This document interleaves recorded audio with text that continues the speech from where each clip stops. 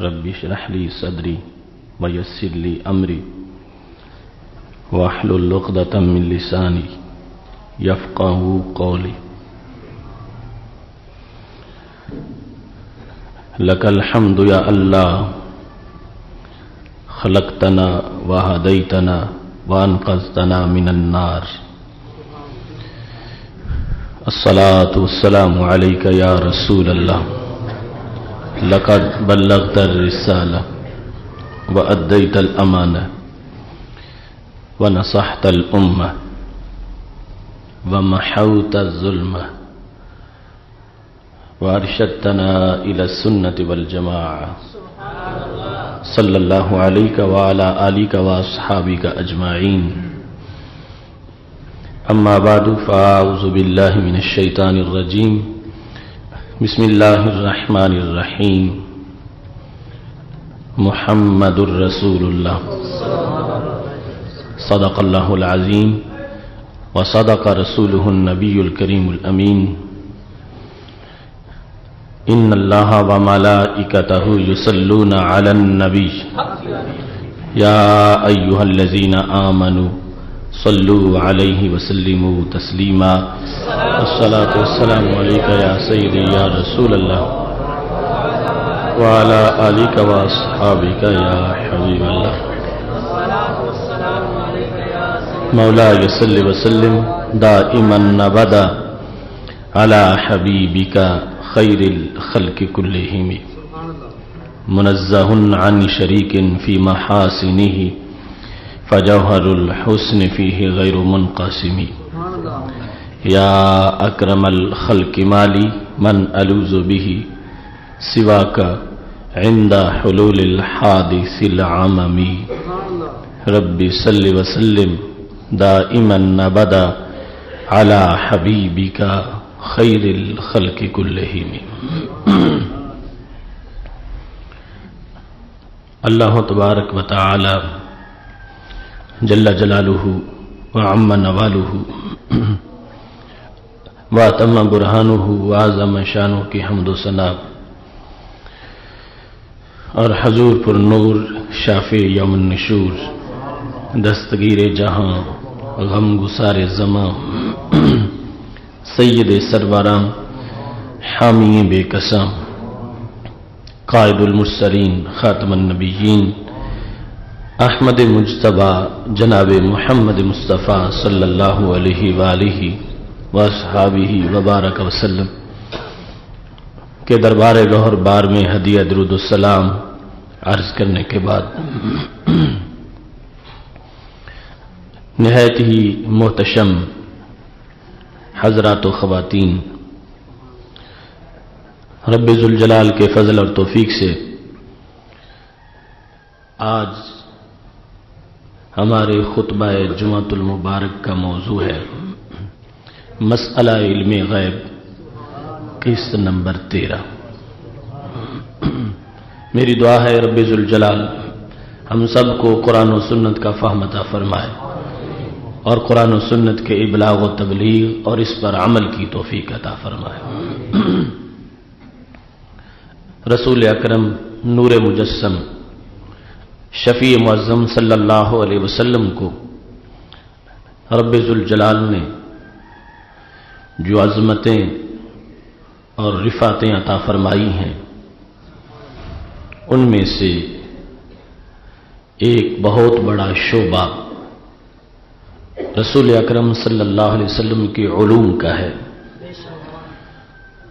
اور ان علوم میں سے ایک شعبہ علوم غیبیہ کا ہے کہ خالق کائنات جل جلالہ نے نبی اکرم نور مجسم شفیع معظم صلی اللہ علیہ وسلم کو اپنی طرف سے علوم غیب کے کئی خزانے عطا فرمائے، جس کی بنیاد پر نبی اکرم صلی اللہ علیہ وسلم اللہ کی عطا سے غیب کے امور پر مطلع بھی تھے، انہیں جانتے بھی تھے، اور تقاضا حکمت کے مطابق جب چاہتے تھے لوگوں کو بعض پر مطلع بھی فرما دیتے تھے۔ اور یہ موضوع جس میں آگے پھر بہت سے شعبہ جات ہیں، 12 اقساط اس سے پہلے آپ سماعت کر چکے ہیں، آج اس کی 13ویں قسط ہے، اور انشاءاللہ تبارک و تعالی ابھی متعدد اقساط اسی موضوع پر بیان کی جائیں گی۔ سید عالم نور مجسم شفیع معظم صلی اللہ علیہ وسلم ایک غزوہ کے موقع پر تشریف فرما تھے۔ طبرانی نے اس کو روایت کیا ہے، اور حضرت ابو مسعود رضی اللہ تعالی عنہ اس کے راوی ہیں۔ دوران سفر صحابہ کرام علیہم رضوان سے خورد و نوش کا سامان بالکل ختم ہو گیا، یہاں تک کہ حضرت ابو مسعود رضی اللہ تعالی عنہ کہتے ہیں حتی رأیت البکاء فی وجوہ المؤمنین والفرح فی وجوہ المنافقین، جب قلت خوراک کا مسلسل قافلے کو سامنا تھا تو مجھے بعض صحابہ کرام علیہم رضوان کے چہرے پر بہت زیادہ پریشانی دکھائی دینے لگی، یہاں تک کہ یوں محسوس ہو رہا تھا کہ بعض تو رونے کی حالت کے قریب پہنچ گئے ہیں۔ اور دوسری طرف میں نے دیکھا کہ منافق جو خوراک ختم ہو رہی تھی اور مشکلات کا سامنا تھا تو ان کے چہرے پر خوشی کے آثار نمایاں ہو رہے تھے۔ اس تبصرے سے یہ بھی پتہ چلتا ہے کہ صحابہ کرام علیہم رضوان اور منافقین کا آپس میں یہ جو اس موقع پر چہروں کی رنگت کے لحاظ سے اختلاف تھا، اس میں اس بات کا بہت بڑا دخل تھا کہ صحابہ کرام علیہم رضوان منافقین کی شرارتوں سے واقف تھے، اتنا ان کو بھوک نے ستایا نہیں تھا جتنا یہ خطرہ تھا کہ اگر کھانے کو نہیں ملے گا تو منافقین ہمیں تانے دیں گے، اور پھر ہم ان کو کیا جواب دیں گے۔ اور منافق خوش ہو رہے تھے کہ مسلسل دن گزر رہے ہیں اور قلت خوراک کا سامنا ہے، ہمارا موقف سچا ہو جائے گا کہ دیکھو تم نے اللہ کو مانا اور اللہ کے نبی علیہ السلام تمہارے ساتھ ہیں اور تمہیں کھانے کو بھی نہیں مل رہا۔ یہ الفاظ جو حضرت ابو مسعود رضی اللہ تعالی عنہ کے ہیں کہ میں نے مومنین کے چہرے پر رونے کے آثار دیکھے اور منافقین کے چہرے پر خوشی کے آثار دیکھے، اس سے یہ واضح ہو رہا ہے کہ بھوک میں تو برابر تھے اور ابھی مستقبل میں مزید خطرہ تھا۔ صحابہ کرام علیہم رضوان نے تو ہفتہ ہفتہ آدھی کھجور کھا کے بھی گزارا کیا ہے، تو وہ بھوک کے سامنے گھبرانے والے نہیں تھے۔ اصل مسئلہ تھا ایمان کی شان کا کہ ہم نے جو ایمان قبول کیا ہے ہمیں تو اس کی لذت محسوس ہو رہی ہے، مگر یہ جو منافق بغلیں بجا رہے ہیں ان کو جواب ہم کیسے دیں گے۔ یہ معاملہ تھا کہ منافقین خوش ہو رہے تھے کہ اچھا ہے بھوکے مر رہے ہیں، اور مومنین کو ایک تو طبی طور پر بھوک کا سامنا تھا اور دوسرا منافقین کے تانوں کا بہت بڑا خطرہ تھا کہ اب کیا بنے گا۔ ایسے میں رسول اکرم صلی اللہ علیہ وسلم نے جب دیکھا تو قسم اٹھائی، واللہ لا تغیب الشمس حتی یأتیکم اللہ برزق، فرمایا خدا کی قسم ہے آج سورج کے غروب ہونے سے پہلے اللہ رزق کا بندوبست فرما دے گا۔ نبی اکرم نور مجسم شفیع معظم صلی اللہ علیہ وسلم نے ایک آنے والے بہت بڑے واقعہ کی خبر دے دی، مومنین کو سہارا دیا کہ کوئی بات نہیں، بندوبست انشاءاللہ خوراک کا ہو جائے گا۔ اور کیسا بندوبست ہوا؟ حضرت عثمان غنی رضی اللہ تعالیٰ عنہ کے دل میں اللہ نے یہ القاء کر دیا کہ میرے نبی علیہ السلام نے وعدہ کر دیا ہے کہ سورج کے غروب ہونے سے پہلے رزق پہنچے گا، تو اللہ اسباب سے دیتا ہے۔ تو ان کے دل میں خیال آیا، فاشترى 14 رحلہ، انہوں نے 14 اونٹ براہ راست خریدے اور وہ غلے سے لادے ہوئے تھے، 14 کے 14 خرید کر نبی علیہ السلام کی خدمت میں پیش کر دیے۔ ابھی سورج غروب نہیں ہوا تھا کہ نبی اکرم صلی اللہ علیہ وسلم کی وہ غیب کی خبر سچی ثابت ہو گئی۔ رسول اکرم صلی اللہ علیہ وسلم نے صحابہ میں جب غلہ تقسیم کیا، حضرت ابو مسعود کہتے ہیں رأیت الفرح فی وجوہ المومنین، اب معاملہ بالکل برعکس ہو گیا تھا، مومنین کے چہرے سے خوشی ٹپک رہی تھی اور منافقین کے چہرے مرجھا چکے تھے۔ اب ان الفاظ سے بھی پتا چلا اصل معاملہ یہ تھا کہ شان کا اظہار ہو جائے۔ رسول اکرم نور مجسم شفیع معظم صلی اللہ علیہ وسلم نے جب غلہ تقسیم کیا، مومنین کو خوشی ہے، منافقین کو غلہ دیکھ کر اب افسوس ہو رہا ہے کہ یہ کیوں آ گیا، ہم نے ان کو تانے دینے تھے اور ہم نے ان کو مجبور کرنا تھا۔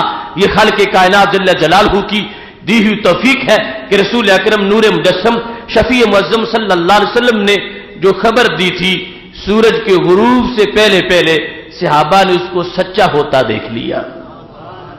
حضرت ابو مسعود کہتے ہیں اس موقع پر میں نے نبی اکرم صلی اللہ علیہ وسلم کو ایک دعا مانگتے سنا، دعا لعثمان ما سمعتہ دعا لأحد قبلہ۔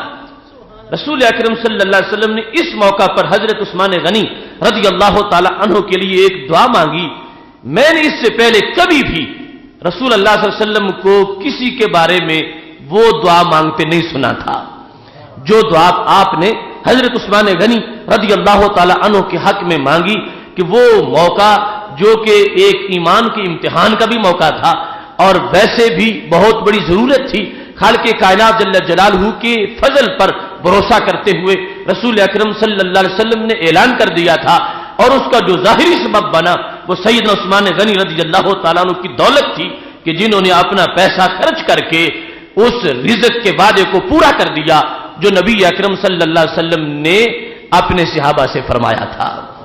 اور وعدہ یہ تھا حتی یأتیکم اللہ برزق، اللہ تم کو رزق دے دے گا۔ تو اللہ اپنے بندوں سے جس طرح کہ اس نے قرآن کی حفاظت کا ذمہ تو خود لیا ہے مگر کرواتا قرآن پڑھنے والوں سے ہے، ایسے ہی اس نے نبی علیہ السلام نے اس وقت اعلان فرما دیا کہ اللہ رزق عطا فرما دے گا۔ وہ وعدہ پورا ہو گیا کہ اللہ نے اپنے ہی بندے کے دل میں بات ڈال دی، انہوں نے پیسہ خرچ کر کے اپنے بھائیوں کے لیے رزق کا بندوبست کر دیا۔ سیدنا صدیق اکبر رضی اللہ تعالی عنہ ارشاد فرماتے ہیں کہ رسول اکرم نور مجسم شفیع معظم صلی اللہ علیہ وسلم کے عہد زرعی میں ایک شخص نے چوری کی، جب اس چور کو پکڑ کے نبی علیہ الصلوۃ والسلام کے سامنے لایا گیا تو آپ نے بولا فقتلوہ، اس کو قتل کر دو۔ تو صحابہ کرام علیہم رضوان نے جب یہ حکم سنا تو حکمت پوچھنے کے لیے کہ یا رسول اللہ صلی اللہ علیہ وسلم اس کا جرم تو ہے چوری کرنا، مگر آپ اس کی سزا جو تجویز فرما رہے ہیں وہ قتل ہے، تو مطلب یہ تھا کہ السارق والسارقۃ فاقطعوا ایدیہما، کہ چور مرد ہو یا عورت تو اس چوری پر اس کا ہاتھ کاٹو۔ تو اس نے چوری کی ہے، جرم اس کا قتل والا نہیں ہے لیکن سزا اس کی آپ کی زبان سے قتل والی وہ ہمیں سنائی دے رہی ہے۔ تو نبی اکرم صلی اللہ علیہ وسلم نے فرمایا میرے صحابہ ٹھیک ہے اس کا ہاتھ کاٹ دو۔ اب اس چور کا ہاتھ کاٹ دیا گیا۔ رسول اکرم صلی اللہ علیہ وسلم کے وصال کے بعد جب سیدنا صدیق اکبر رضی اللہ تعالیٰ عنہ کا زمانہ آیا، امام سیوطی نے خصائص کبریٰ میں اس کو روایت کیا ہے، اس چور نے دوبارہ چوری کی تو رسول اکرم صلی اللہ علیہ وسلم کی بتائی ہوئی شریعت کے مطابق اس کا ایک پاؤں کاٹ دیا گیا۔ سیدنا صدیق اکبر رضی اللہ تعالیٰ عنہ کے زمانے میں اس نے تیسری بار کی تو پھر ہاتھ کاٹ دیا گیا، اس نے پھر چوتھی بار کی تو پھر پاؤں کاٹ دیا گیا، دونوں ہاتھ بھی کٹ گئے اور دونوں پاؤں بھی کٹ گئے، حتی سرقہ، یہاں تک کہ اس نے پھر چوری کی، پانچویں مرتبہ جب اس نے چوری کی، جب سیدنا صدیق اکبر رضی اللہ تعالیٰ عنہ کے سامنے اس کو پیش کیا گیا تو اس کا فیصلہ سنانے سے پہلے سیدنا صدیق اکبر رضی اللہ تعالیٰ عنہ نے لوگوں کو متوجہ کیا، اس وقت کو یاد کرو، کان رسول اللہ صلی اللہ علیہ وسلم عالم بہذا، نبی علیہ السلام کی زبان سے جو اس وقت نکلا تھا حقیقت میں وہی اس کا حکم تھا، لیکن بظاہر ہم چونکہ دیکھ نہیں رہے تھے کہ اس کا مستقبل کیا ہے، ہم یہ دیکھ رہے تھے کہ اس نے ایک بار چوری کی ہے اور ایک بار چوری پر ہاتھ نہیں کٹتا، ایک بار چوری پر قتل نہیں کیا جاتا، ہاتھ کٹتا ہے، ہم ظاہر کو دیکھ رہے تھے، لیکن وہ آنکھ تو سارے مستقبل کو بھی دیکھ رہی تھی۔ فرمایا اب میں حکم دیتا ہوں اس کو لے جاؤ، اس کو قتل کر دو، اس واسطے کہ اس کا یہی حکم ہے، شرعی طور پر ہم نے دیکھ کے آنکھوں سے یہ حکم دیا ہے اور ہمارے نبی علیہ السلام نے پہلے ہی حکم عطا فرما دیا تھا۔ اس کو قتل کر دیا گیا۔ اب اس حدیث سے یہ بھی پتا چلتا ہے کہ نبی اکرم صلی اللہ علیہ وسلم کی ہر ادا میں کوئی نہ کوئی حکمت ضرور ہوتی ہے۔ اب صحابہ کرام علیہم رضوان کے سامنے بظاہر وہ شرعی حکم تھا کہ چور کا ہاتھ کاٹا جائے، انہوں نے سمجھنے کے لیے پوچھا تو نبی علیہ السلام نے فرما دیا ان کا ادراک یہاں تک ہے، ان کے سامنے وہ کچھ نہیں جو میں دیکھ رہا ہوں، تو انہیں میں اس کا جو مکلف ہے اسی کا حکم دیتا ہوں، لہذا صحابہ اس کا ہاتھ کاٹ دو۔ لیکن جب نتیجہ آگے پہنچا تو کمال ادراک ہے سیدنا صدیق اکبر رضی اللہ تعالیٰ عنہ کا، جن کو رمض ثلاث سے نبوت کہا جاتا ہے۔ جس وقت نبی اکرم صلی اللہ علیہ وسلم نے صحابہ کے سامنے یہ فرمایا تھا، لوگوں اللہ نے ایک بندے کو اختیار دیا تو اس بندے نے اللہ کے پاس جانے کو پسند کر لیا۔ سارے صحابہ تقریر سن رہے تھے، کسی کو رونا نہیں آیا، سیدنا صدیق اکبر رضی اللہ تعالیٰ عنہ کو رونا آ گیا۔ جب نبی علیہ الصلوۃ والسلام کا وصال ہوا تو پھر دوسروں کو پتا چلا کہ ہم اس دن کہتے تھے یہ بوڑھا روتا کیوں ہے، آج پتا چلا کہ یہ سمجھ رہے تھے کہ بات کون سی ہو رہی ہے، وہ کسی اور بندے کی بات نہیں تھی، خود نبی علیہ السلام کی بات تھی کہ اللہ نے فرمایا تھا چاہو تو دنیا میں ہمیشہ رہو، چاہو تو میرے پاس آ جاؤ، تو نبی علیہ السلام نے فرمایا میں نے خود اللہ کے پاس جانے کو پسند کر لیا ہے۔ تو اوروں کی وہاں تک سوچ نہیں جا رہی تھی، سیدنا صدیق اکبر رضی اللہ تعالی عنہ کا خیال پہنچ چکا تھا۔ ایسے ہی یہاں اب کئی سال گزر چکے تھے اور لوگ مجمع عام میں بیٹھے یہی سوچ رہے تھے کہ ایک چور ہے، اب اس چور کی چوری کا فیصلہ کرنا ہے، امیر المومنین کو اس کے بارے میں حکم دیتے ہیں۔ سیدنا صدیق اکبر رضی اللہ تعالیٰ عنہ کا خیال دربار رسالت میں پہنچا ہوا تھا، فرمایا میں اس کا فیصلہ دینے سے پہلے نبی علیہ السلام کے علم غیب کا اعلان کرنا چاہتا ہوں کہ آپ نے کئی سال پہلے اس کی آج والی حالت کو دیکھا ہوا تھا، اس واسطے فرما دیا تھا کہ یہ پکا مجرم ہے، یہ ضرور قتل ہو کے رہے گا، چوری کے جرم کی وجہ سے ہی کہ جب کسی کے ہاتھ بھی کٹ جائیں، پاؤں بھی کٹ جائیں، پھر بھی چوری کرے تو اس کی سزا پھر قتل ہوتی ہے۔ محبوب علیہ الصلوۃ والسلام نے پہلے ہی اس غیب کے علم کا ادراک فرما لیا تھا۔ رسول اکرم نور مجسم شفیع معظم صلی اللہ علیہ وسلم اپنے گھر میں تشریف فرما تھے، گوشت کا تحفہ گھر میں پہنچا، حضرت زید بن ثابت رضی اللہ تعالی عنہ کے پاس کچھ لوگ بیٹھے ہوئے تھے مسجد نبوی شریف میں، انہوں نے حضرت زید سے کہا کہ جاؤ نبی علیہ السلام سے ہمارے لیے بھی کچھ حصہ لے آؤ۔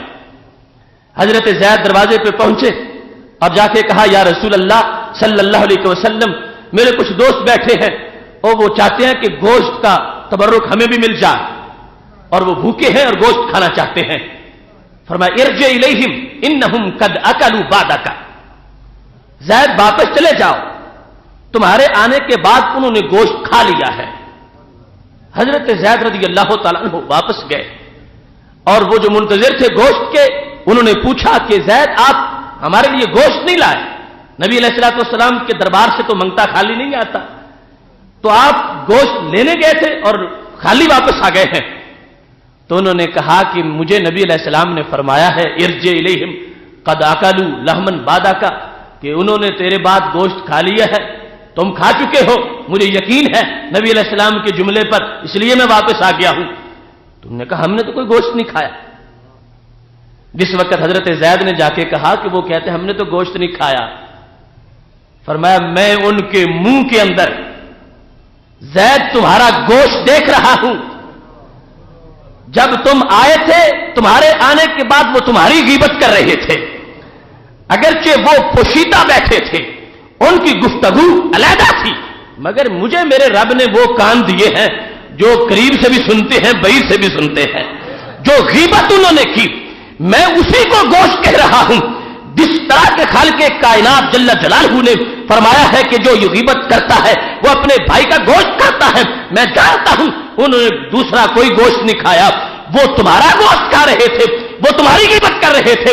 اس واسطے میں ان کو عطا سے پہلے جرم پر مطلع کرنا چاہتا تھا کہ تم نے اپنے ساتھی کو محسن سمجھ کے میرے پاس بھیجا ہے اور پھر اس کی غیبت شروع کر دی ہے، اس واسطے متنبع کرنا چاہتا تھا۔ میں جانتا ہوں کہ ویسے بکری یا گائے کا گوشت نہیں آیا، میں مطلع کرنا چاہتا تھا کہ جو پیٹھ کے پیچھے باتیں ہوتی ہیں میں اللہ کے اذن سے ان کو بھی جانتا ہوں۔ اب جس وقت ان سے پوچھا گیا تو کہنے لگے یا رسول اللہ صلی اللہ علیہ وسلم، ہم سے غلطی ہو گئی ہے، ہم نے واقعی حضرت زید کی غیبت کی تھی، اللہ سے ہمیں معافی لے دو۔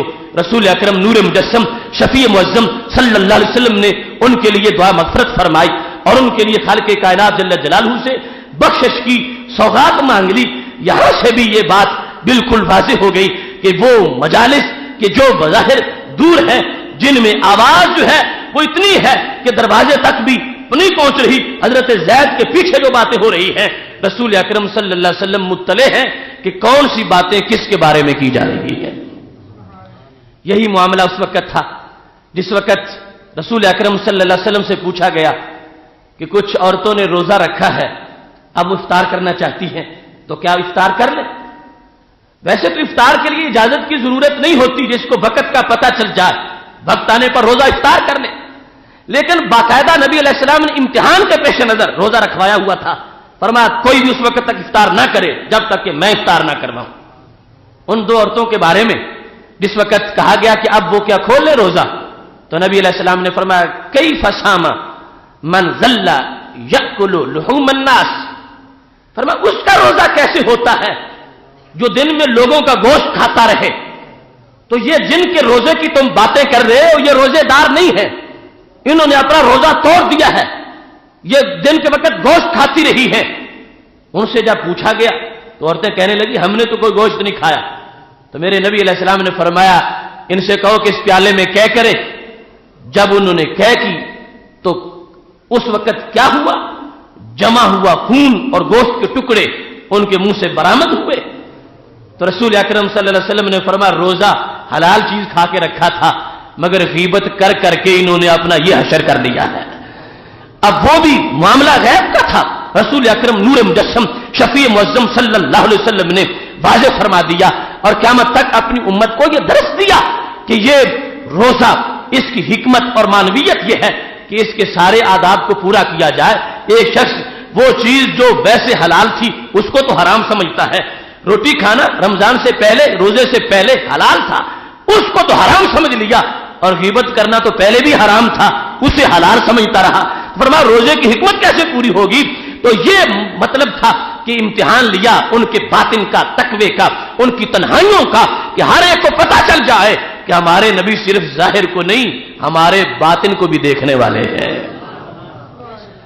اس واسطے صحابہ کرام علیہم رضوان کہتے ہیں کہ ہمیں گھر تنہائی میں بیٹھے ہوئے بھی نبی علیہ الصلوۃ والسلام کے بارے میں یہ ہمیں باقاعدہ ہم اپنی احتیاط رکھتے تھے کہ اگر ہم نے گھر میں تنہائی میں جہاں کوئی بھی دیکھنے والا نہ ہو اگر کوئی ایسا ہم نے کام کر لیا جو شریعت کے مخالف ہوگا، ہو سکتا ہے ہمارے بارے میں آیت نازل ہو جائے، ہو سکتا ہے نبی علیہ السلام برسریام ہمیں کھڑا کر کے ہمارا مواخذہ کر لے۔ اس واسطے کہ ان کا عقیدہ تھا کہ ہمارے نبی علیہ الصلوۃ والسلام وہ ایسے علم کے مالک ہیں کہ خالق کائنات جل جلالہ نے ان کو ہمارے ظاہر کا بھی علم عطا فرمایا ہے اور باطن کا بھی علم عطا فرمایا ہے۔ ابو نعیم نے اس کو حلیہ میں روایت کیا ہے کہ رسول اکرم نور مجسم شفیع معظم صلی اللہ علیہ وسلم اپنے صحابہ کرام علیہم رضوان کے سامنے بوقت حکمت ایسی باتوں کا اعلان کر دیتے تھے۔ حضرت عبداللہ بن عباس رضی اللہ تعالی عنہما روایت کرتے ہیں اور خود اپنی والدہ حضرت ام فضل رضی اللہ تعالی عنہا سے روایت کرتے ہیں کہ ام فضل نے یہ فرمایا تھا کہ میں رسول اکرم صلی اللہ علیہ وسلم के पास से गुजरी तो आपने मुझे देख के ये फरमाया, इन्ना के हामिलुन बेगुलाम। अब्दुल्ला बिन अब्बास अभी पैदा नहीं हुए थे। रसूल अकरम सल्लल्लाहु अलैहि वसल्लम ने फरमाया, उम्मे फजल मेरी चच्ची, तुम्हारे यहां एक बेटा पैदा होगा। और ये किस वक्त फरमाया? जबकि खुद उम्मे फजल जो है अपने बारे में उनका यह मौकिफ था। कालत अन्ना ज़ाकली, या रसूल अल्लाह सल्लल्लाहु अलैहि वसल्लम, मेरे गोद में बेटा कैसे आ सकता है कि जो बज़ाहिर बेटे की विलादत के असबाब है, मैं उनको मफकूद समझती हूं। कुरैश ने कस्में उठाई हुई है एक मामले पर कि वो अपनी अज़वाज के करीब नहीं जाएंगे, और मैं उस मुद्दत से गुजर रही हूं। अन्ना ज़ाकली, मेरे यहां बेटा कैसा पैदा हो सकता है? तो रसूल अकरम सल्लल्लाहु अलैहि वसल्लम ने जवाब दिया, हुआ मा कद अखबरतो के, ऐ उम्मे फजल, जो मैंने कह दिया है वही कुछ होके रहेगा। हुआ मा कद अखबरतो के, जो मैंने खबर दे दी है वो पूरा होके रहेगा। जो मैंने कह दिया है वो बात जरूर होगी। इजा वलदती है फातीनी बिही, हुक्म देता हूं तुझे, इजा वलदती है फातीनी बिही, जब वो बेटा पैदा हो जाए उसको लेके मेरे पास आ जाना। अब हजरत उम्मे फजल रज़ी अल्लाह ताला अन्हा खुद बयान कर रही है, और जो बेटा पैदा हुआ वो अपनी अम्मी से आगे रवायत कर रहा है। हजरत अब्दुल्ला बिन अब्बास रज़ी अल्लाह ताला अन्हु कहते हैं कि मेरी वालिदा कहने लगी कि मेरे यहां ए अब्दुल्ला तुमने जन्म लिया, तो मैं लेकर नबी अलैहि सलाम के दरबार में हाजिर हो गई। जब मैं पहुंची, बेटा लेके पहुंची, तो क्या हुआ? अज़ाना फी उज़ुनिहिल युमना व अकामा फी उज़ुनिहिल युसरा व सम्माहु अब्दुल्ला व अरबाहु बिरी के लिसाने ही।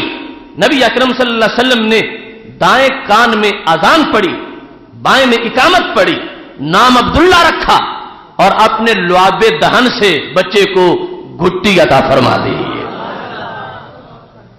हजरत उम्मे फजल रज़ी अल्लाह ताला अन्हा कहती हैं, जिस वक्त ये मामला सारा हो गया, यानी जो मैं इनकार करती थी कि मेरे यहां बेटा किस तरह पैदा हो सकता है, और मुतलकन मैं तो हमल का इनकार कर रही थी। हमल की खबर एक मुस्तकिल गैब है, और फिर बच्चा है या बच्ची है ये दूसरा गैब है। और नबी अलैहि सलाम ने वाज़ेह फरमाया कि तुम्हारे यहां बेटा पैदा होगा। इन्नके हामिलुन बेगुलाम, गुलाम अरबी जुबान में बेटे को कहा जाता है। तुम्हारे यहां बेटा पैदा होगा, और जब पैदा हो जाए तो उसको लेके आ जाना। यह भी तीसरी खबर थी कि बेटा पैदा होगा तो जिंदा पैदा होगा, वक्त विलादत वो फौत नहीं हो जाएगा, जिंदा होगा। जिस वक्त वो पैदा हो जाए उसको मेरे पास ले आना। उम्मे फजल खुद उन तीनों बातों की सदाकत पर गवाही देते हुई कहती है, मैं जब ले गई, नबी अलैहि सलाम ने नाम भी रखा, घुट्टी भी दी, और उसके बाद क्या फरमाया? इज़हबी बिअबिल खुलफा, जाओ बादशाहों के दादे को ले जाओ।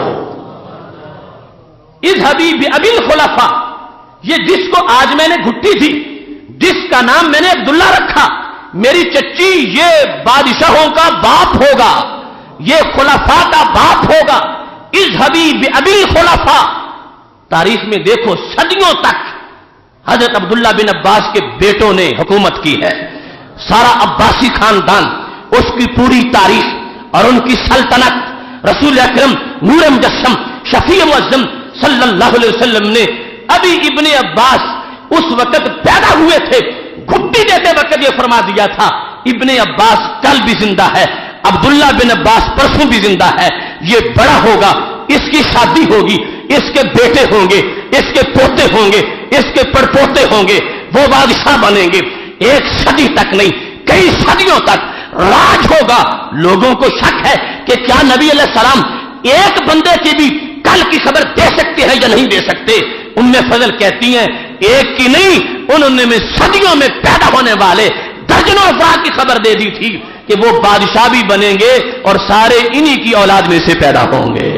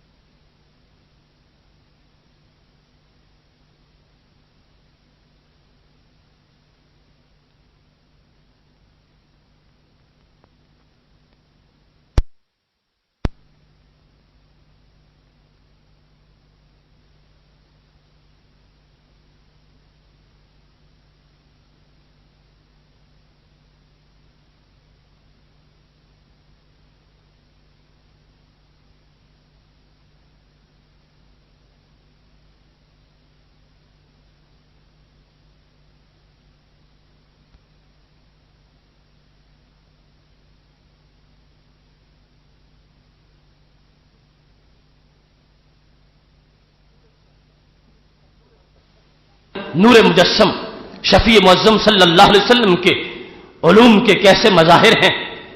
آپ تشریف فرما ہیں صحابہ کرام علیہم رضوان کے اجتماع میں. نبی اکرم نور مجسم شفیع معظم صلی اللہ علیہ وسلم نے یہ اعلان فرما دیا، میرے صحابہ ایک شخص فوت ہوا، هل علمتم ان اللہ قد ادخلہ الجنہ، کیا تم جانتے نہیں ہو اللہ نے اس کو جنت میں داخل کر دیا ہے. فتعجب القوم، قوم کو بڑا تعجب ہوا.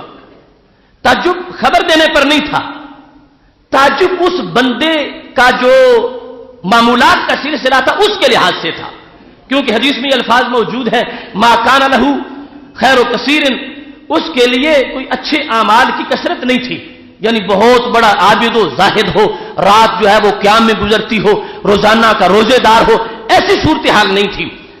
اس کے معمولات میں بہت زیادہ کوئی ریاضتیں، عبادتیں، اس طرح کی چیزیں اس کے معمولات میں نہیں تھیں. سادہ سا مومن تھا اور ابھی اس نے ترقی کرنی تھی، عروج کو پانا تھا. اسی دوران وہ کلمہ پڑھنے کے بعد کچھ مدت پانے کے بعد فوت ہو گیا. تو نبی اکرم صلی اللہ علیہ وسلم نے خبر دی، اور خبر اس جھٹکے کے ساتھ یعنی انداز میں، اما علمتم، تمہیں پتہ نہیں ہے کہ جس کو تم دفن کر کے آئے ہو میرے صحابہ اللہ نے اس کو جنت میں داخل کر دیا ہے. جس وقت صحابہ کرام علیہم رضوان نے یہ سنا تو تعجب کیا کہ اس کے لیے اعمال صالحہ اگر ہماری آنکھوں کے سامنے ہوتے، بہت زیادہ جہاد ہوتا، بہت زیادہ صدقہ و خیرات، بہت زیادہ عبادات، نمازیں اور روزے، تو پھر کرینے کی بات تھی. یہ سب کو یقین ہے کہ نبی علیہ السلام نے جو خبر دی ہے سچی دی ہے، جنت میں وہ یقیناً داخل ہو گیا ہے. لیکن پتہ تو چلے اس کا عمل کون سا تھا کہ جس عمل کی بنیاد پر اللہ نے اس کو جنت عطا فرمائی ہے. چونکہ صحابہ کرام علیہم رضوان میں یہ بات اتنی پکی تھی کہ جب بھی کسی کے بارے میں یہ پتہ چلتا تھا نبی علیہ السلام کی زبان سے کہ وہ جنتی ہے، وہ فوراً اس کے معمولات کا کھوج لگاتے تھے کہ وہ کیا کرتا تھا تو جنتی بنا. یہاں تک کہ ایک خاتون نے محض حضرت عمر فاروق رضی اللہ تعالی عنہ سے شادی اس بنیاد پر کی تھی کہ مجھے پتا چلے کہ عمر رات تنہائی میں کیا کیا بندگی کرتے ہیں. ایسے معاملات کا کھوج لگانا ان کا شوق تھا. اب جس وقت رسول اکرم صلی اللہ علیہ وسلم نے یہ اعلان فرما دیا کہ وہ تو جنت میں چلا گیا، ایک شخص قوم میں سے اٹھا. اب مجمع اسی طرح لگا ہوا ہے. وہ جس وقت اٹھا وہ سیدھا ان کے گھر چلا گیا کہ میں جا کے پوچھوں اس کی اہلیہ سے، اس کے بھائیوں سے، اس کے بیٹوں سے کہ وہ کیا کام کرتا تھا. ہم بیرون خانہ تو ہم جانتے ہیں کہ اس کے معمولات اتنے نہیں تھے، لیکن ہو سکتا ہے رات کو ساری رات گھر میں بندگی کرتا ہو یا وہ چھپ کے بہت زیادہ عبادت کرتا ہو. وہ شخص گیا، اس نے جا کے پوچھا تو گھر والوں نے اس کو خبر دی وہ کوئی زیادہ نیکی گھر میں بھی نہیں کرتا تھا. کانت لہو خصلۃ حسنہ، ایک اچھی خصلت اس میں تھی، وہ ہم نے دیکھی، اس کے سوا ہمیں کوئی اس کے ریاضتوں کا کوئی پتہ نہیں، کوئی گھر میں ایسا کام نہیں کرتا تھا. کان اذا سمع المؤذن فی لیل او نہار یقول مثل قولہ، اس کا یہ کام ضرور تھا دن کے وقت یا رات کے وقت جب بھی اس کے کانوں میں اذان کی آواز پڑتی تھی وہ جس طرح مؤذن کو پڑھتے سنتا تھا اپنی زبان سے بھی وہ کلمے دہراتا رہتا تھا، اذان کا جواب دیتا تھا. مؤذن اللہ اکبر کہتا تو وہ بھی ایسے ہی کہتا تھا. مؤذن جب اشہد ان لا الہ الا اللہ کہتا تو وہ بھی ایسے ہی کہتا تھا. وہ توحید و رسالت کا ساتھ اقرار کرتا رہتا تھا. وہ ہر وقت کی اذان جب سنتا تھا تو اس کا یہی جواب دیتا تھا. اس کے سوا ہم نے اس کا کوئی عمل نہیں دیکھا کہ جو بہت زیادہ راجح ہو اور غالب ہو کہ جس کو تم سمجھو کہ وہ ہم سے بڑھ کے کرنے والا ہے. یقیناً کوئی فاسق و فاجر تو وہ شخص نہیں ہوگا، لیکن صحابہ کو جو تلاش تھی کہ وہ بہت بڑا کوئی زاہد پارسا ہے کہ اس کے جنتی ہونے کا نبی علیہ السلام اعلان فرما رہے ہیں، یہ معاملہ نہیں نکلا. اور یہ بات سامنے آ گئی کہ اس کی یہ خصلت تھی کہ اذان کا جواب دیتا تھا. رسول اکرم نور مجسم شفیع معظم صلی اللہ علیہ وسلم کا دربار ایسے ہی لگا ہوا ہے. وہ شخص جب مجلس میں داخل ہوا، صحابہ کہتے ہیں اتنا دور تھا کہ جہاں سے اس کو نبی علیہ السلام کی آواز سنائی دے سکتی تھی.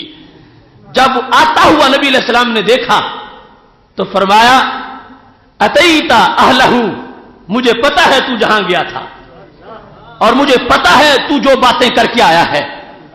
اتیتا اہلہ، تو اس صحابی کے گھر والوں کے پاس گیا تھا. وسألتہ کذا و کذا، اور تو نے جا کے ان سے یہ پوچھا ہے کہ اس کے رات کے معمولات کیا تھے اور اس کے دن کے معمولات کیا تھے. وَأَخْبَرُوكَ بِكَذَا وَكَذَا، اور تجھے انہوں نے یہ بتایا ہے کہ وہ اذان کا جواب دیتا تھا. اس کے اعمال میں یہ خصلت تھی کہ جب بھی مؤذن اذان پڑھتا تھا وہ اذان کا جواب دیتا تھا. کیا ایسے ہی معاملہ نہیں ہے؟ جس وقت نبی علیہ الصلوۃ والسلام نے یہ پوچھا، اس کے جانے کا بھی بتایا، جہاں پہنچا یہ بھی بتایا، جو باتیں ہوئی وہ بھی بتائیں، جو جواب دیا گیا وہ بھی بتا دیا. تو اب صحابی کہتے ہیں اشہد انک رسول اللہ صلی اللہ علیہ وسلم، میں گواہی دیتا ہوں کہ تم اللہ کے سچے رسول ہو. پہلے بھی یقین ہے، لیکن اب یہ نعرہ جو رسالت کا لگا تھا تو کس بنیاد پر؟ کہ جو کچھ میں غیب میں جا کے دیکھ کے آیا ہوں اور کانوں سے سن کے آیا ہوں، میرے نبی آپ نے یہاں بیٹھے سب کچھ سچ بتا دیا ہے.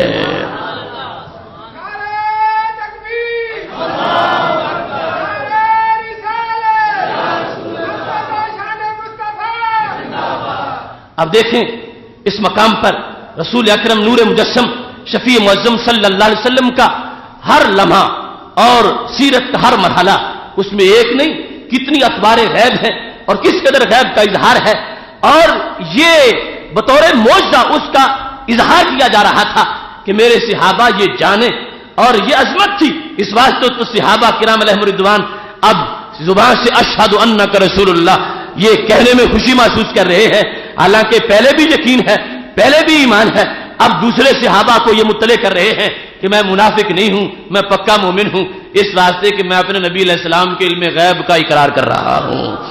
میں نے جا کے دیکھا ہے، میں گیا تو تھا یہ پوچھنے کے لیے کہ مجھے پتا چل جائے کہ معمولات کیا ہے، اور ضمناً یہ بات بھی سامنے آ گئی کہ یہاں بیٹھے ہوئے بھی گھروں کے ماحول سے بھی واقف ہیں، یہاں بیٹھے ہوئے بھی جانتے ہیں کہ لوگ گھروں میں باتیں کیا کر رہے ہیں، سوال کیا ہو رہا ہے، جواب کیا دیا جا رہا ہے. تو یہ رسول اکرم صلی اللہ علیہ وسلم کا علم غیب شریف ہے. ایک طرف تو بیٹھے ہوئے یہ خبر دے دی کہ صحابہ جس کو تم نے زمین میں دفن کیا تھا وہ تو جنت بری میں پہنچ چکا ہے، اللہ نے جنت عطا فرما دی ہے. اور دوسری طرف یہ بھی دوسرے نمبر پر جب کسی کو جستجو تھی کہ ہم عمل تلاش کریں تو محبوب علیہ الصلوۃ والسلام نے ان کی ملاقات کی پوری رویداد کو بھی بیان فرما دیا. کتنا برکت والا عقیدہ ہے.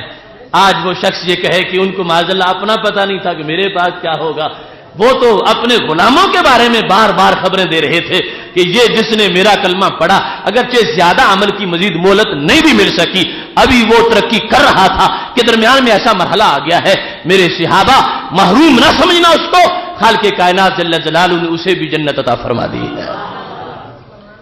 سید عالم نور مجسم شفیع معظم صلی اللہ علیہ وسلم اپنے گھر سے باہر تھے.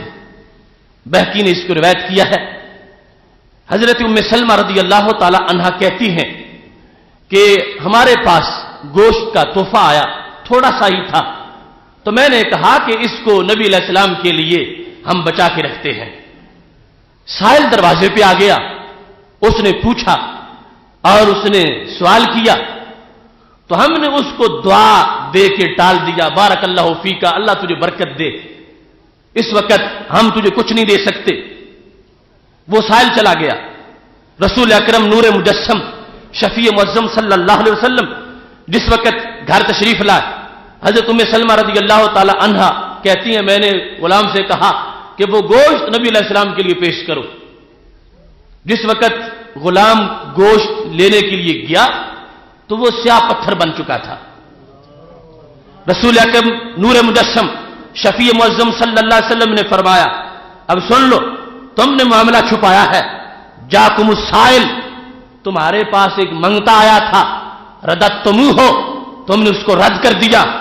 اس نے سوال کیا تھا، گوشت گھر میں موجود تھا، تم نے اس کو نہیں دیا. کان ذاکا لذالکا، یہ گوشت قسمت میں اس کے لیے تھا. اور حقیقت کے لحاظ سے جو معنویت تھی وہ یہ تھی کہ حضرت ام سلمہ رضی اللہ تعالی عنہا کی توجہ اگرچہ اس طرف نہ گئی ہو، यानी कोई सदका का उसमें शायबा मौजूद था। खालिक़ कायनात जल्ल जलालहू ने अब उसको पत्थर बना दिया है कि नबी अकरम नूर मुजस्सम शफी मुअज़्ज़म सल्लल्लाहु अलैहि वसल्लम की शान इससे बुलंदो बाला है। हजरत उम्मे सलमा रज़ियल्लाहु ताला अन्हा कहती हैं, वो स्याह पत्थर कई सालों तक मेरे घर में मौजूद रहा। रसूल अकरम नूर मुजस्सम शफी मुअज़्ज़म सल्लल्लाहु अलैहि वसल्लम ने अपने उलूम की रोशनी में जो बज़ाहिर देखने वालों को मामला नजर नहीं आ रहा था, आपने उसको तय फरमा दिया। हिस्सा साइल का था, जब उस तक नहीं पहुंचा तो यह सूरत हाल हो गई है कि खालिक़ कायनात जल्ल जलालहू ने उसको पत्थर का रंग अता फरमा दिया है। मोहतरम सामीन हजरात, हजरत अबू दरदा रज़ियल्लाहु ताला अन्हु के ईमान लाने का वाकया भी बड़ा अजीब है। हजरत अबू दरदा रज़ियल्लाहु ताला अन्हु, इसको भी बहकी ने रिवायत किया है, अपने घर में इस्लाम लाने से पहले उन्होंने एक बुत रखा हुआ था और उसको पूजते थे।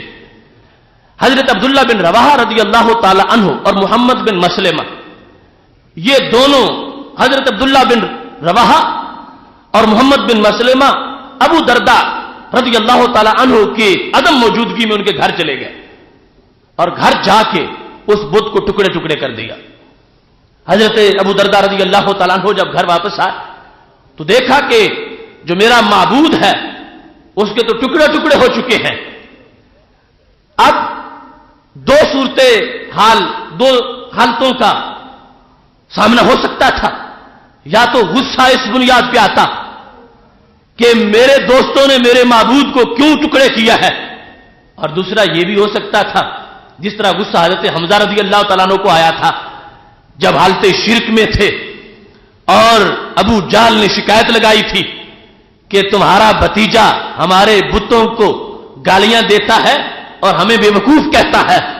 तो उन्होंने कहा था, अगर तुम्हें बेवकूफ ना कहे तो क्या कहे कि बेजान चीजों को तुम सजदे करते फिरते हो। अब ये इंसान की तबीयत है कि रुख जिधर हो जाए, और अल्लाह का फजल है हकीकत में। जिस वक्त हजरत अबू दरदा रज़ियल्लाहु ताला अन्हु ने देखा कि माबूद जो है उसकी टांग कहीं पड़ी है, सर कहीं पड़ा है, टुकड़े टुकड़े हो चुका है, तो गुस्से में कहा, हल्ला दफाता अन नफ्से का, तू अपना आप भी नहीं बचा सका। मेरा माबूद तू बना हुआ है और तुझ में यह भी नहीं कि तू अपने आप को बचा सकता। तुझे वो टुकड़े टुकड़े करके चले गए और तू देखता रहा। अब आपके दिल की हालत बदल चुकी थी। माबूद बातिल जो था उसको जब गालियां दी और उससे गुस्से हुए, अब दिल में शौक पैदा हुआ कि यह मामला तो घटिया है, सच्चे खुदा को मानना चाहिए। चलता हूं रसूल अकरम नूर मुजस्सम शफी मुअज़्ज़म सल्लल्लाहु अलैहि वसल्लम के दरबार में पहुंचता हूं ताकि आप मुझे हकीकी खुदा का पता अता फरमा दे। अब ये वो मंसिब है रसूल अकरम नूर मुजस्सम शफी मुअज़्ज़म सल्लल्लाहु अलैहि वसल्लम का, जिसके बारे में रब फरमाता अलिफ लाम रा किताबुन अंज़लनाहु इलैका लितुखरिजन नास मिनज़्ज़ुलुमाति इलन नूर। हमने तुझ पर कुरान इसलिए नाजिल किया है ताकि जो अंधेरे में हैं उनको पकड़ के नूर में नूर अता फरमा दो, नूर की बुलंदियां दे दो और उनको जन्नत अता फरमा दो। अब हजरत अबू दरदा रज़ियल्लाहु ताला अन्हु घर से निकले हैं। जब नबी अलैहिस्सलातु वस्सलाम की दहलीज पर पहुंचने वाले थे, हजरत अब्दुल्ला बिन रवाहा ने देख लिया। कांपते कांपते नबी अलैहिस्सलाम के पास पहुंचे, कहने लगे, हमने अबू दरदा का बुत तोड़ा है। अहाजा अबू दरदा, ये अबू दरदा है, मा जा इल्ला फी तलबिना, ये हमें पकड़ने आए हैं। या रसूल अल्लाह सल्लल्लाहु अलैहि वसल्लम, अबू दरदा इस वक्त बड़े गुस्से में आ रहे हैं। हम उसका माबूद जो बातिल था उसके बुत को तोड़ के आए हैं और वो चलते चलते अब हमें पकड़ने के लिए आ गए हैं। जिस वक्त नबी अकरम नूर मुजस्सम शफी मुअज़्ज़म सल्लल्लाहु अलैहि वसल्लम के सामने हजरत अबू दरदा के बारे में हजरत अब्दुल्ला बिन रवाहा रज़ियल्लाहु ताला अन्हु ने इस तशवीश का इजहार किया, तो मेरे महबूब अलैहिस्सलाम का जवाब क्या था? ला अब्दुल्ला बिन रवाहा, जो तुम कहते हो वो बात नहीं है। अब जो घर में हजरत अबू दरदा ने बुत को गालियां दी थी, नबी अलैहिस्सलाम के कान सुन चुके थे, और जो उनके दिल में कैफियत थी रसूल अकरम सल्लल्लाहु अलैहि वसल्लम उसका मुलाहजा फरमा चुके थे। अब जो बुत तोड़ के आए हैं वो तो बार बार ये कह रहे थे कि अब मामला खराब हो गया है। वो तो वहां तक नहीं रुके, कहीं और मुलाकात हो जाती तो मामला और था, یا رسول اللہ صلی اللہ علیہ وسلم تمہاری مجلس میں اگر ان کے مجرم پکڑے جائیں تو ہو سکتا ہے وہ آپ سے بھی گستاخی میں پیش آ جائے. ابو دردہ ہمارا تو دوست ہے, ہمیں جو بھی وہ کہہ لیتا, لیکن اب ہم آپ کی پناہ میں ہیں, آپ کے پاس ہے, تو اس وقت یہاں پر ان کی زبان سے کوئی لفظ نکل گیا تو معاملہ بڑا خراب ہو جائے گا. حضرت عبداللہ بن رواحہ رضی اللہ تعالیٰ عنہ ڈر رہے تھے, کانپ رہے تھے, لیکن جو دلوں پر نگاہ رکھنے والی ذات ہے, فرمایا ابو دردہ کے بارے میں تم کسی خطرے کو محسوس نہ کرو, ما جاء الا لیسلم. اب ابو دردہ اسلام قبول کرنے کے لیے آ رہے ہیں. رسول اکرم نور مجسم شفیع معظم صلی اللہ علیہ وسلم نے ان کی آمد سے پہلے مطلع فرما دیا. جب حضرت عبداللہ بن رواحہ ڈر رہے تھے کہ وہ پہنچ گئے تو پھر معاملہ کیا ہوگا, ان کے آنے پر معاملہ بگڑ جائے گا, رسول اکرم نور مجسم شفیع معظم صلی اللہ علیہ وسلم نے ان کی جو دل کی کیفیت تھی اور اس وقت جو دل کی حالت تھی اس کو سامنے رکھتے ہوئے فرما دیا, لا ہرگز ایسا نہیں. جو خطرہ تم محسوس کر رہے ہو تمہارے سامنے قرائن ہے, تمہارے سامنے اس کا ظاہر ہے, تمہارے سامنے بت کو توڑنے کا معاملہ ہے, لیکن اللہ نے جو علم مجھے دیا ہے اس کے لحاظ سے میں یہ گارنٹی دے رہا ہوں, وہ صرف اس لیے آ رہے ہیں کہ وہ میرے ہاتھ پر اسلام قبول کرنا چاہتے ہیں.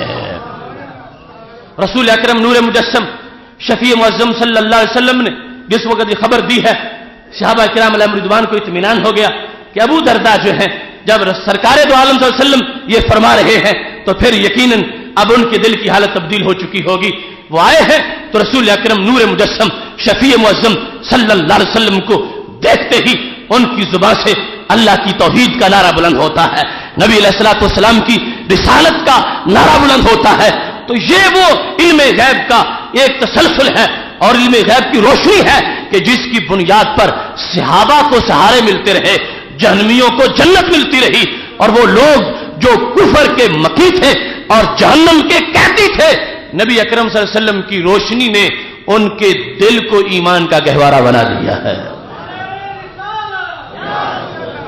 محتشم سامعین حضرات, رسول اکرم نور مجسم شفیع معظم صلی اللہ علیہ وسلم کا اس موقع پر حضرت ابو دردہ رضی اللہ تعالی عنہ کے بارے میں یہ خبر دے دینا, اس میں بھی علوم غیب کے کئی شعبہ جات ہیں, کئی پہلو ہیں اور کئی حالتوں کے بارے میں رہنمائی ہے.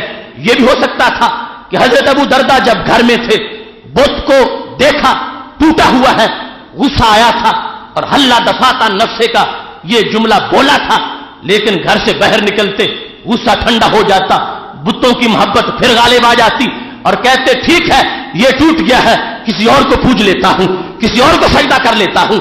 رسول اکرم نور مجسم شفیع معظم صلی اللہ علیہ وسلم تک پہنچنے کے اندر بہت سے لمحات گزرے ہیں, بہت سی کیفیات اور بہت سی حالات کا وہاں پر تغیر و تبدل ہو سکتا تھا, مگر میرے محبوب علیہ الصلوۃ والسلام کے علوم کا وہ جو وسعت ہے اس سے پوری طرح یہ بات ثابت ہو رہی تھی کہ جب اپنی زبان سے احتجاجاً جملہ انہوں نے بولا, وہ حالت, اس کے بعد متصل حالت, سفر کی ابتدا کی حالت, سفر کی انتہا کی حالت اور نبی علیہ الصلوۃ والسلام کے دربار تک پہنچنے کی حالت, یہ تمام حالات جو ہیں یہ رسول اکرم نور مجسم شفیع معظم صلی اللہ علیہ وسلم کے سامنے ہیں.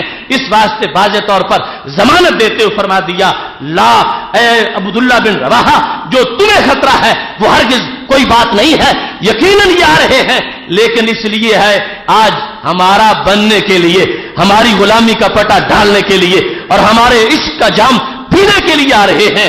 صحابہ کے بھرے مجمع نے دیکھ لیا کہ محبوب علیہ السلام نے جو خبر عطا فرمائی تھی اللہ نے اس خبر کو سچ ثابت فرمایا تھا. محتشم سامعین حضرات, یہ اس موضوع کی 13ویں قسط ہے. انشاءاللہ تبارک و تعالی ابھی اس کی متعدد اقساط ہوں گی اور ان کے اختتام پر پھر سوالات کے جوابات جو مختلف سوال میرے پاس پہنچے ہیں ان کی تفصیلاً صورتحال اور پس منظر کہ جس طرح ابھی میں نے اس میں بیان کیا کہ سیدنا صدیق اکبر رضی اللہ تعالی عنہ نے جس وقت چور کا معاملہ 5ویں مرتبہ دیکھا تو پھر توجہ پہنچی کہ پہلے نبی علیہ السلام نے جو فرمایا تھا اس کا مطلب کیا تھا. اب ایک ظاہر بین تو آج اس حدیث کو پڑھ کے یہ بھی کہہ سکتا ہے کہ معاذ اللہ نبی علیہ السلام کو یاد نہیں تھا کہ چور کی سزا کیا ہوتی ہے، اور سزا جو ہے وہ قتل کی تجویز فرما دی۔ یہ ظاہری الفاظ دیکھنے والا یہ بھی کہہ سکتا ہے، مگر جس کے دل میں ایمان کی حلاوت ہے وہ سمجھتا ہے کہ اگرچہ مجھے سمجھ نہ آئے تو میری سمجھ کا قصور ہے، یقیناً وہاں کوئی عظمت ضرور موجود ہوگی۔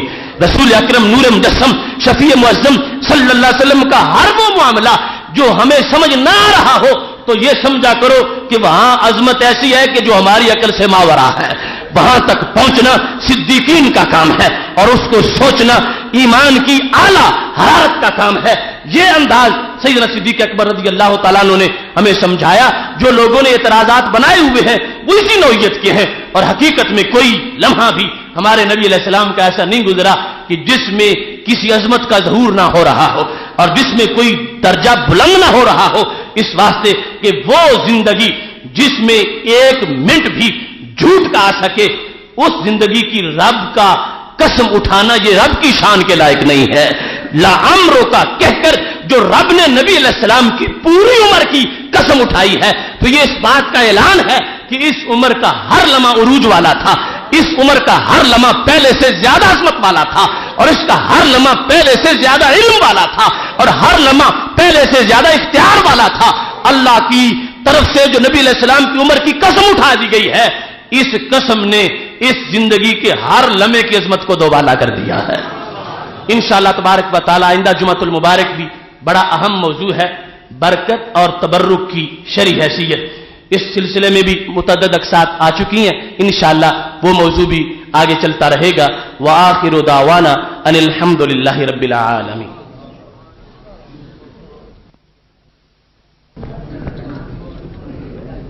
اللہ اکبر۔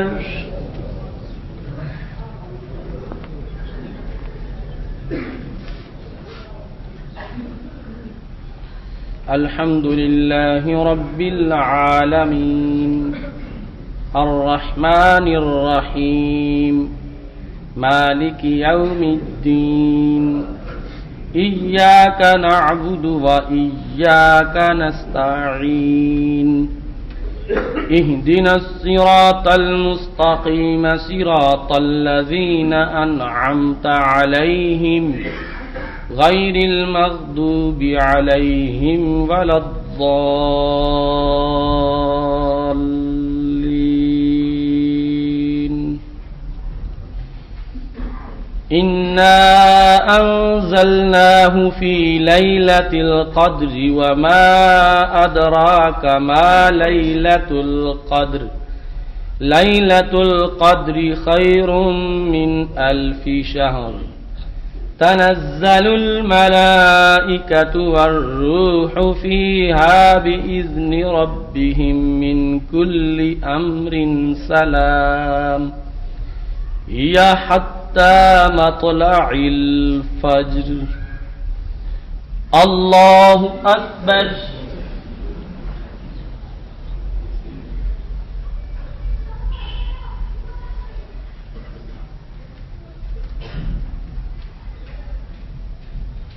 سمع اللہ لمن حمدہ۔ اللہ اکبر۔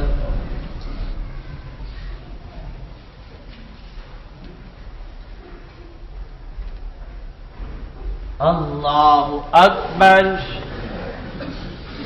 اللہ اکبر۔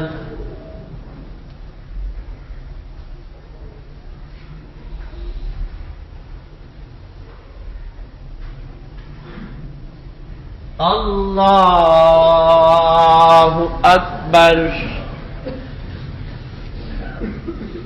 الحمد للہ رب العالمین الرحمن الرحیم مالک یوم الدین ایاک نعبد و ایاک نستعین اهدنا الصراط المستقيم صراط الذين أنعمت عليهم غير المغضوب عليهم ولا الضالين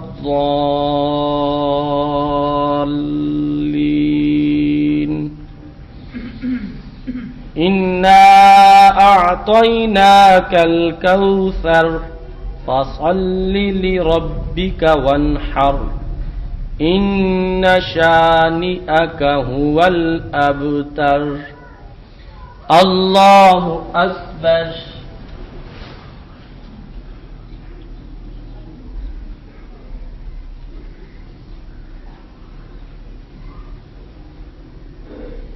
سمع الله لمن حمده الله أكبر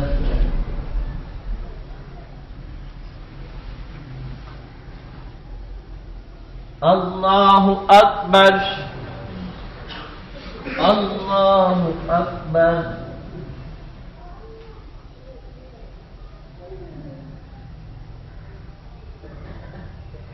الله أكبر